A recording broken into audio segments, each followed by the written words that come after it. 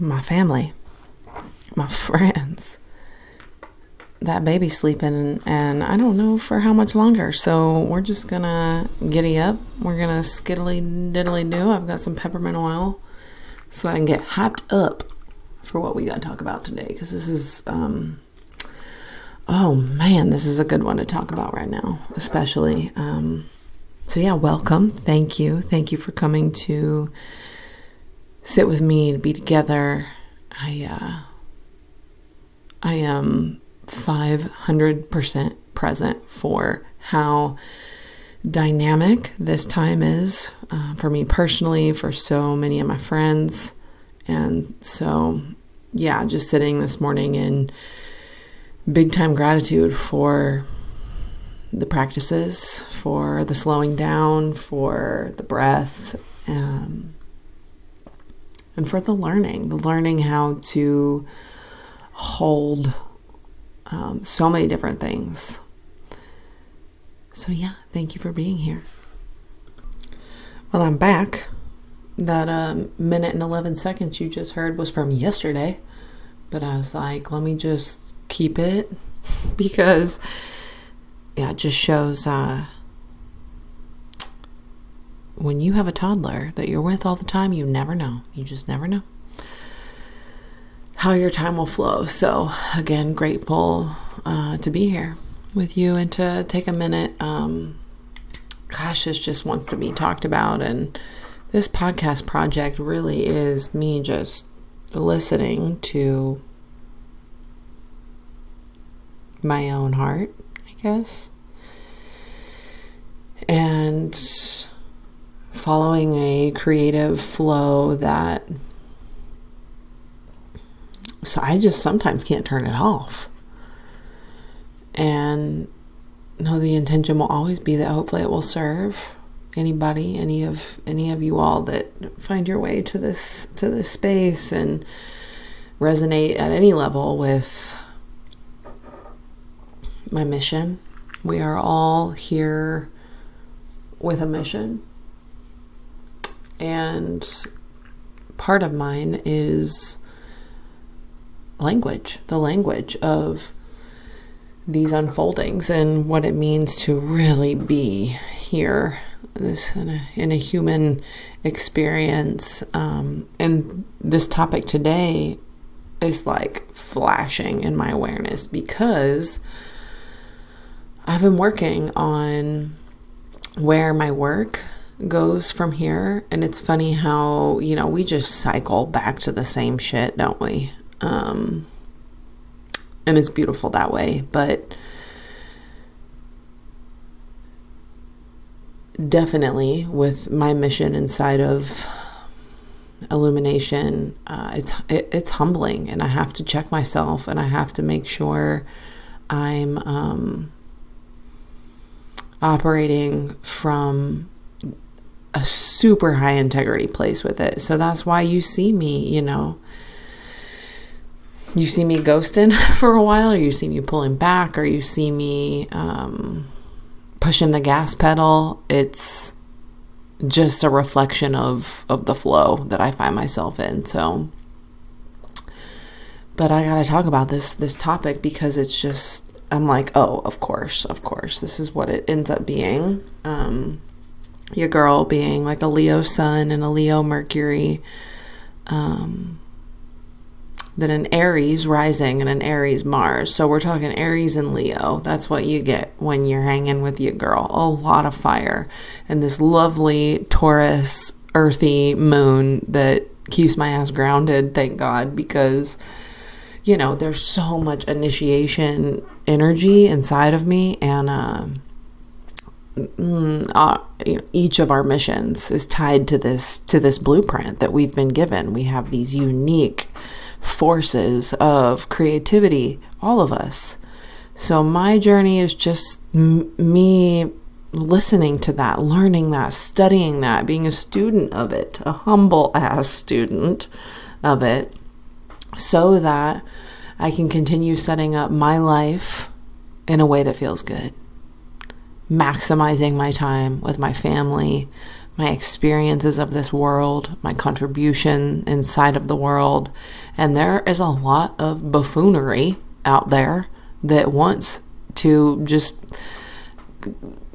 keep us distracted and keep us just kind of lost in this labyrinth of constant growth and having to constantly question or change paths.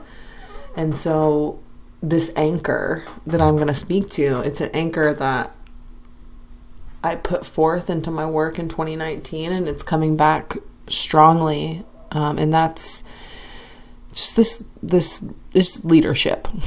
It's new paradigm, sovereign, empowering, humbled leadership. And I have to talk about it because this is how I'm wired. And I remember the very first retreat that I hosted on my own, Camp Connected 2017 or 18.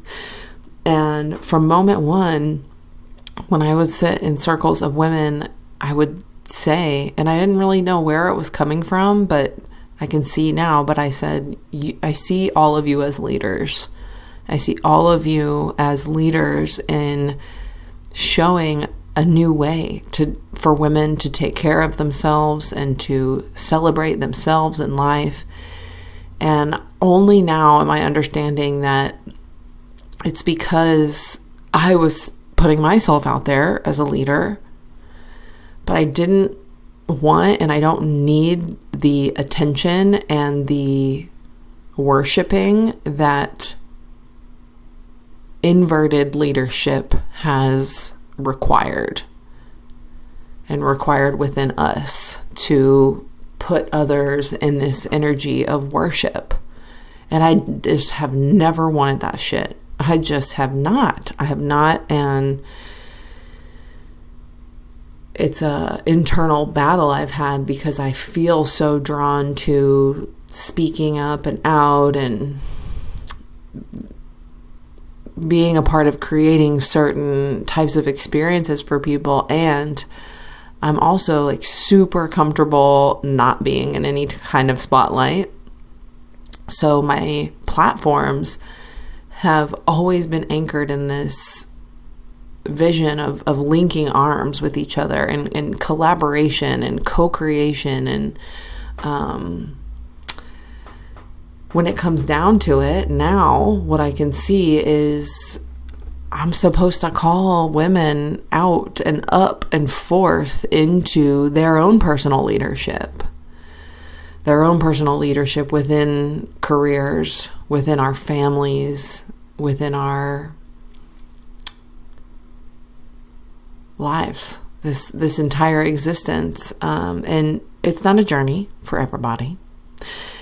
It's not something I would even want every woman on the planet to go through, but it's my unique way of serving, because what I do know, what happens when women who are supposed to be stepping forth as leaders within their 1 square inch of the planet, some actual change can start to happen. It means we don't have to wait for the public officers that we're worshiping, or we don't have to wait for Jesus who we worship, or whoever we're worshiping. We don't have to wait for them to show us the way. We get to let the way be born from within our own pure, sovereign hearts. Takes a lot to navigate that inner landscape, and the control matrix does not want you diving in there, does not want leaders serving from a place of pure integrity and win-wins for all. The inverted matrix wants everybody, someone has to lose inside of the way that it's built. And so within myself, it's been this journey of just identifying how I can show up within the retreats that have been going, 43 retreats now.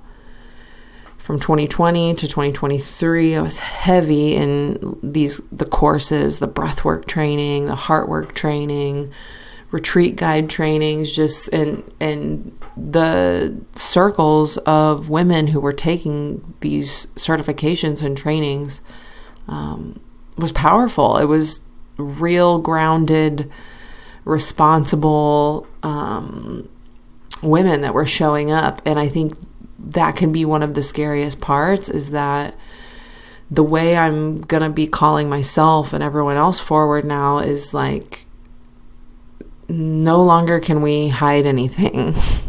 We can't hide our traumas. We can't hide our fears. We can't hide there's no room for any of that. It doesn't mean we have to be perfect, but it does mean that we have to be willing to admit where we have to grow, so that as leaders, we can stop the harm that's being done towards self and towards others. There is so much conscious and unconscious harm that gets done within a woman's own being.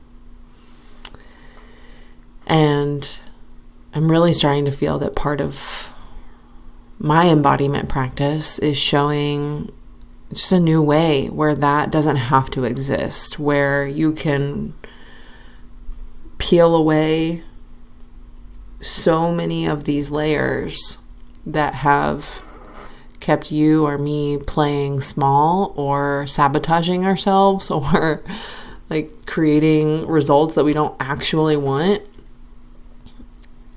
Going through the process of just not allowing those things anymore. Finding the origin points of some of these behaviors and belief systems that are oppressing our potential. And on the other side of that, this life gets to continue being miraculous and the way God actually designed it to be, outside of worshiping anyone.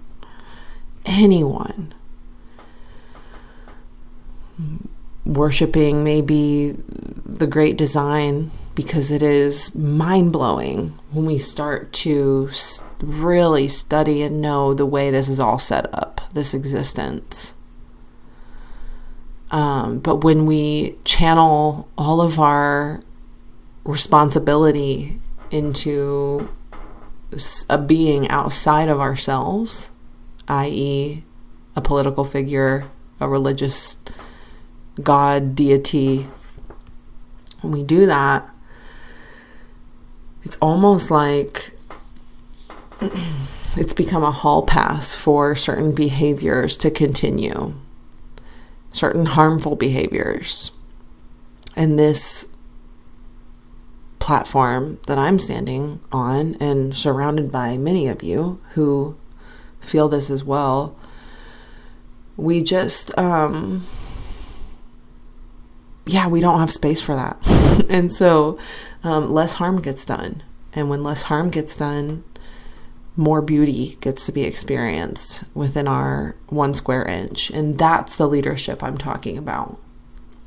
Taking radical responsibility for ourselves, our behaviors, our patterns, our results, our finances, our health. 100% responsibility. And quieting the noise of the way that the Matrix wants us to not do that.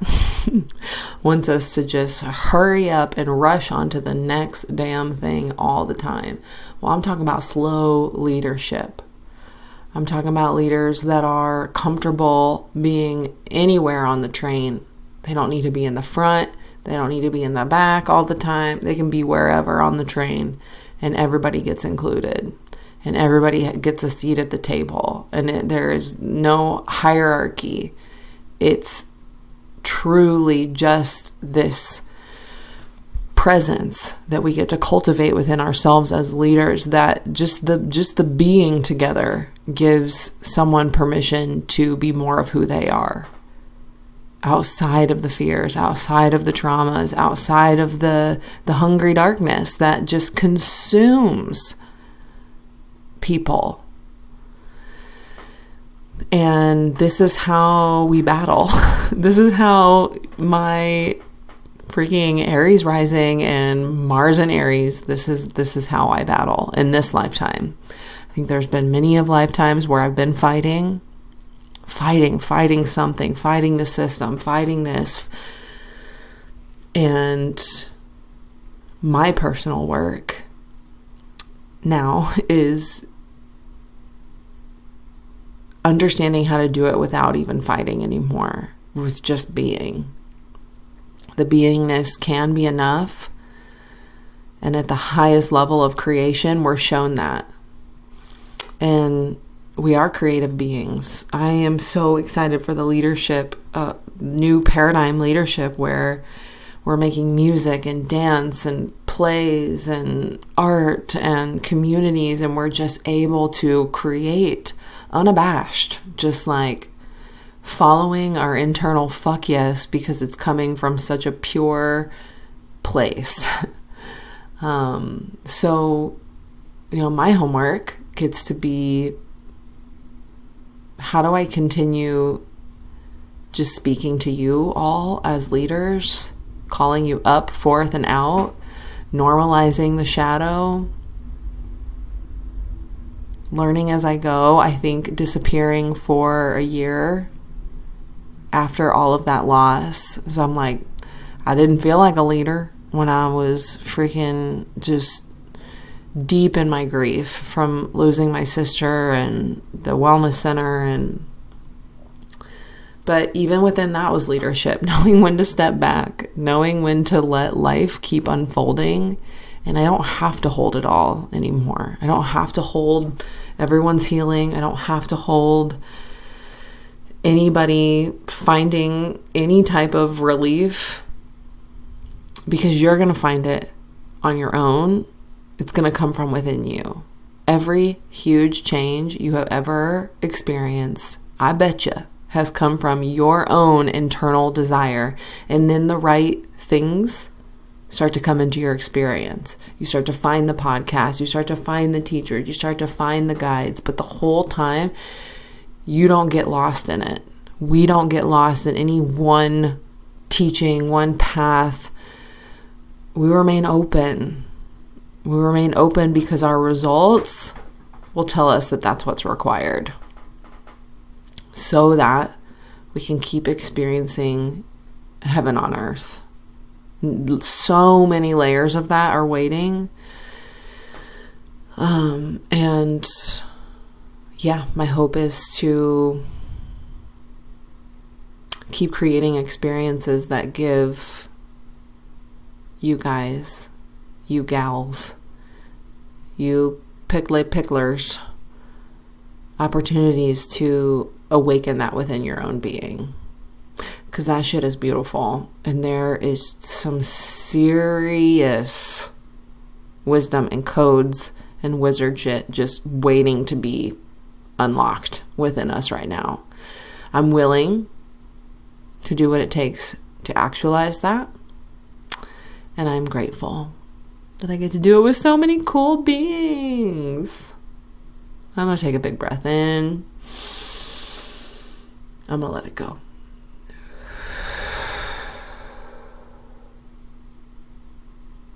I'm going to take the rest of this nap to, I don't even know what to do with myself, but hot and heavy and camp connected planning by the time you listen to this will only be maybe like 2 weeks away from 40 women gathering in the red rock open skies of Moab, Utah. And I'm just, wow, really blown away